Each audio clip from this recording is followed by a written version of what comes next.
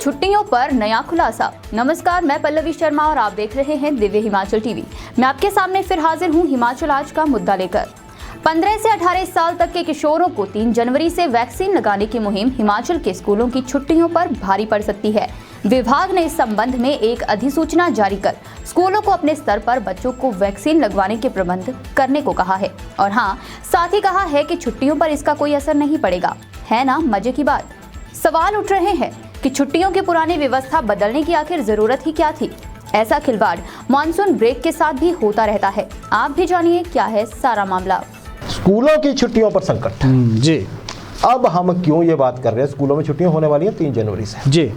ग्रीष्मकालीन स्कूल हो या चाहे वो शीतकालीन हो। राजेश, वही हुआ जो अक्सर होता आया है। शिक्षा विभाग की जो पॉलिसी होती है ना, वो हमेशा कुछ अंत में जाके ऐसी स्थिति में पहुंच जाती है जहां से ना निगलते बनता है ना उगलते बनता है। अब देखिए 3 जनवरी से छुट्टियों हमने बात कर दी है जी, लेकिन साथ ही साथ क्या हो गया है कि हालांकि हम बोल सकते हैं कि शिक्षा विभाग को थोड़ी पता था कि ऐसा हो जाएगा, पर छेड़छाड़ क्यों हुई है हम आगे चर्चा करेंगे। 15 से 18 साल के बच्चों को वैक्सीनेशन होनी है, जैसे प्रधानमंत्री ने नेशनल टीवी पे आके 2-3 दिन पहले ऐलान कर दिया था।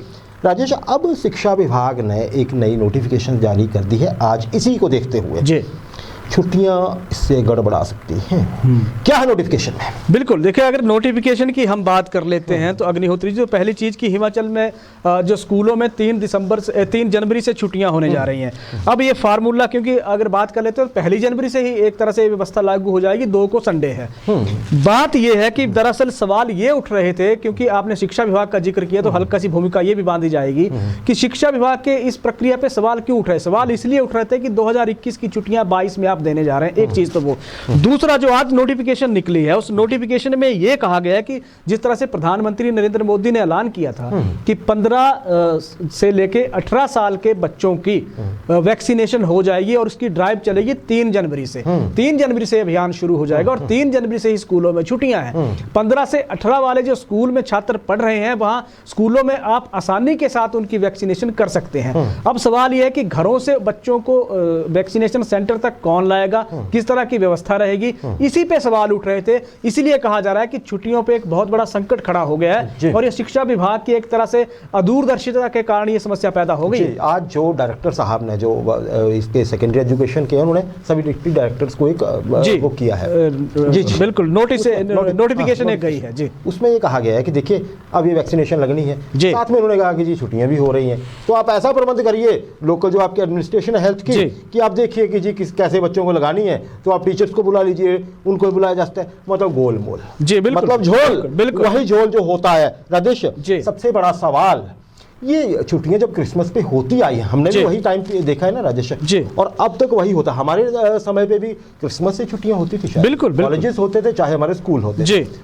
पता नहीं ये क्यों बदला गया, क्या कारण है राजेश? इसको बदलने की जरूरत क्यों पड़ी थी छुट्टियों को, बताइए। इसमें जब ये बदला गया था तो उसमें तर्क दिया गया था कि क्योंकि कोरोना हो सकता है, ओमिक्रॉन का वेरिएंट जिस तरह से आ रहा है, वो आने वाले वक्त में हालात खराब हो सकते हैं, स्कूलों को बंद करने की नौबत आ सकती है, इसीलिए पढ़ाई चलने दी जाए और छुट्टियों को आगे सरका दिया जाए। तर्क इस तरह के, दलीलें इस तरह की दी गई थी। विरोध इसका इसलिए हो गया था क्योंकि अगर एक साल में शिक्षा विभाग छुट्टियां देता है, 52 छुट्टियां बच्चों को या अध्यापकों को दी जाती है, वो इस बार क्योंकि 6 छुट्टियां जो थी, ये 6 छुट्टियां कम हो गई, वो 46 रह गई हैं, तो वहां विरोध उस वक्त हो गया था। उसके बाद क्योंकि प्रधानमंत्री ने जिस तरह का ऐलान कर दिया कि 15 से 18 के बच्चों की वैक्सीनेशन होगी, फिर ये क्योंकि अब ये ड्राइव वहां से मुड़ पड़ी है। लेकिन अभी आज ये स्पष्ट कर दिया गया, अभी थोड़ी देर पहले की एक खबर है अग्निहोत्री जी, जिसमें यह कहा गया है कि छुट्टियों में फिलहाल बदलाव नहीं होगा, किसी तरह का फिलहाल कोई बदलाव नहीं किया जा रहा है। 40 दिन का जो शेड्यूल बनाया गया है वो उसी तरह रहेगा।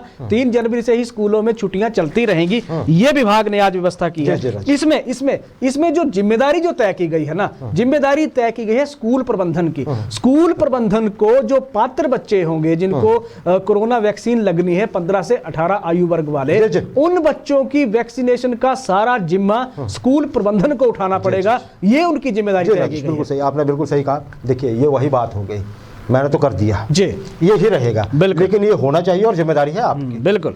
विंटर क्लोजिंग स्कूल है राजेश जी, बच्चे चले जाएंगे, टीचर्स चले जाएंगे, बिल्कुल है ना जी। आप कहाँ तक किसको बुलाएंगे आप? बिल्कुल वो सब वो प्राइवेट स्कूल के लिए ऐसा ही है, जी, सरकारी स्कूलों के लिए, दोनों के लिए कहा गया राजेश। बिल्कुल ये मतलब ये तो वही है जी कि हमने जो पहले किया था उसको जस्टिफाई कर दो कि हमने तो किया, ठीक है, बिल्कुल हम नहीं बन रहे हैं आपकी छुट्टियां, लेकिन आपको बच्चों को वैक्सीन लगानी है, बिल्कुल, कौन लगाएगा जी?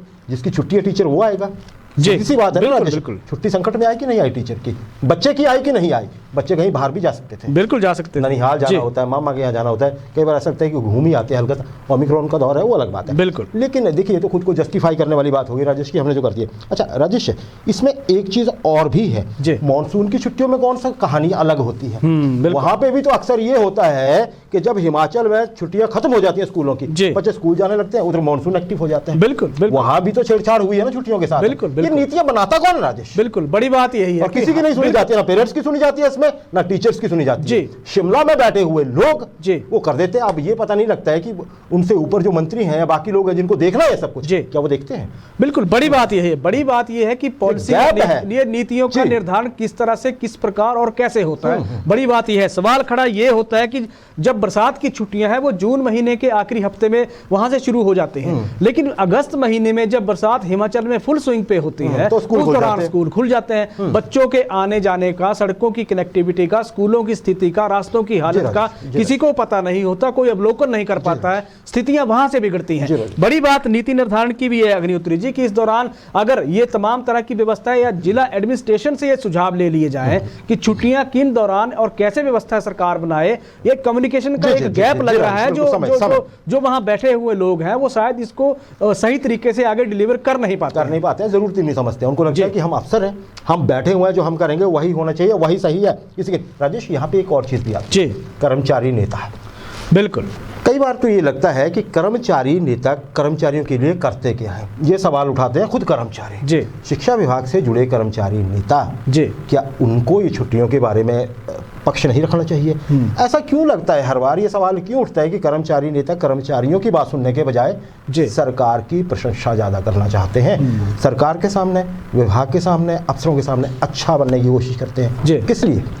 बड़ा सवाल ये है अग्निहोत्री जी कि जी हजूरी क्यों? एक तरह से सरकार को छुट्टियों से क्या लेना देना? सरकार ने तो एक तरह से व्यवस्था बनाई है, विभागों को काम सौंपा गया, विभाग आगे व्यवस्था देखते हैं उस तरह से। अगर इस तरह के नेता सरकार की जी हजूरी में लगे हैं या सरकार को खुश करने में लगे हैं, तो खुश करने के बजाय तो सरकार की इमेज खराब हो रही है इस तरह लोगों से दूर ले जा रहे हैं सरकार को। एक मैसेज जा रहा है कि सरकार चीजों को देख नहीं रही है।